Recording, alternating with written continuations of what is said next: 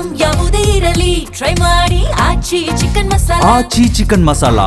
ಕೊಡಗಲ್ಲಿ ಆಂಗ್ಲ ಬ್ಯಾನರ್ ವಿರುದ್ಧ ಸಮರ ಸಾರಿದೆ ಕರವೇ. ಕುಶಾಲನಗರದಲ್ಲಿ ಕರವೆಯಿಂದ ಇಂಗ್ಲಿಷ್ ಬ್ಯಾನರ್ ತೆರವುಗೊಳಿಸಲಾಗಿದೆ. ಸರ್ಕಾರದ ಸೂಚನೆ ಇದ್ರೂ ಕೂಡ ಕನ್ನಡವನ್ನ ಕಡೆಗಣಿಸಿ ಇಲ್ಲಿ ಇಂಗ್ಲಿಷ್ ಬ್ಯಾನರ್ ಹಾಕಿದ್ರು. ಆದರೆ ಬಟ್ಟೆ ಅಂಗಡಿಯ ಬ್ಯಾನರ್ ಅನ್ನ ಕಿತ್ತು ಎಸ್ತಿದ್ದಾರೆ ಶಿವರಾಮೇಗೌಡರ ಬಣದವರು. ಕನ್ನಡವನ್ನ ಕಡೆಗಣಿಸುವ ಅಂಗಡಿಗಳ ವಿರುದ್ಧ ಕ್ರಮಕ್ಕೆ ಆಗ್ರಹಿಸಲಾಗಿದೆ. ಜಿಲ್ಲಾಧ್ಯಕ್ಷ ದಿನೇಶ್ ಶೆಟ್ಟಿ ನೇತೃತ್ವದಲ್ಲಿ ಕಾರ್ಯಾಚರಣೆ ನಡೆದಿದೆ. ನೀವು ಕೂಡ ನೋಡ್ತಾ ಇದ್ದೀರಾ ದೃಶ್ಯದಲ್ಲಿ. ಅಂದರೆ ಸರ್ಕಾರದ ಆದೇಶ ಇದ್ರೂ ಕೂಡ ಕನ್ನಡವನ್ನ ಕಡೆಗಣಿಸಿ ಕೆಲವೊಂದಿಷ್ಟು ಕಡೆ ಇಂಗ್ಲಿಷ್ ಬ್ಯಾನರ್ಗಳನ್ನು ಹಾಕಲಾಗಿತ್ತು. ಬಟ್ಟೆ ಅಂಗಡಿಯ ಬ್ಯಾನರನ್ನು, ಅಂದರೆ ವಿ ಆರ್ ಕಮಿಂಗ್ ಸೂನ್ ಎನ್ನುವಂಥ ಒಂದು ಬ್ಯಾನರ್ ಇರುತ್ತೆ, ಅದನ್ನು ಕಿತ್ತು ಎಸ್ತಿದ್ದಾರೆ ಶಿವರಾಮೇಗೌಡರ ಬಣ. ಕುಶಾಲನಗರದಲ್ಲಿ ಕರವೆಯಿಂದ ಇಂಗ್ಲಿಷ್ ಬ್ಯಾನರ್ ತೆರವುಗೊಳಿಸಲಾಗಿದೆ. ಸರ್ಕಾರದ ಸೂಚನೆ ಇದ್ರೂ ಕೂಡ ಕನ್ನಡವನ್ನು ನೆಗ್ಲೆಕ್ಟ್ ಮಾಡಿ ಇಂಗ್ಲಿಷ್ ಬ್ಯಾನರ್ ಹಾಕಿದ್ರು. ಇನ್ನು ಯಾವೆಲ್ಲ ಅಂಗಡಿಗಳು ಈ ರೀತಿ ಕನ್ನಡವನ್ನು ಕಡೆಗಣಿಸಿ ಇಂಗ್ಲಿಷ್ ಬ್ಯಾನರ್ಗಳನ್ನು ಹಾಕ್ತಾರೆ ಅವರ ವಿರುದ್ಧ ಕ್ರಮಕ್ಕೆ ಆಗ್ರಹಿಸಲಾಗಿದೆ.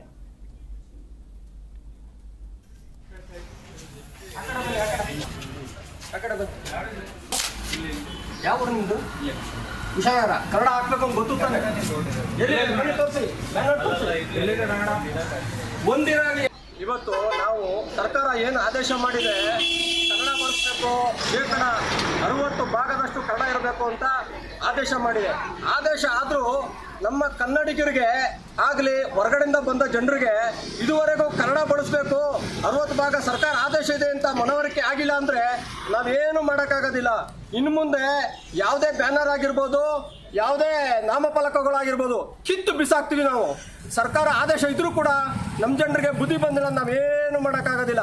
ಪುರಸಭೆ ಅಧಿಕಾರಿಗಳು ಎಚ್ಚರಿಸಿ ಇವ್ರಿಗೆ ಸರಿಯಾದ ರೀತಿ ದಂಡ ಹಾಕಿಲ್ಲ ಅಂದರೆ ನಾವು ಎಲ್ಲಿ ನಾಮಫಲಕಗಳು ಹಾಕ್ತಾರೆ ಅಲ್ಲಿ ಹೊಡೆದು ಕಿತ್ತು ಬಿಸಾಕೋ ಜವಾಬ್ದಾರಿ ನಮ್ಮದು. ಇವತ್ತು ನಾವು ಸರ್ಕಾರ ಏನು ಆದೇಶ ಮಾಡಿದೆ, ಕನ್ನಡ ಬಳಸಬೇಕು, ಶೇಕಡ 60 ಭಾಗದಷ್ಟು ಕನ್ನಡ ಇರಬೇಕು ಅಂತ ಆದೇಶ ಮಾಡಿದೆ. ಆದೇಶ ಆದರೂ ನಮ್ಮ ಕನ್ನಡಿಗರಿಗೆ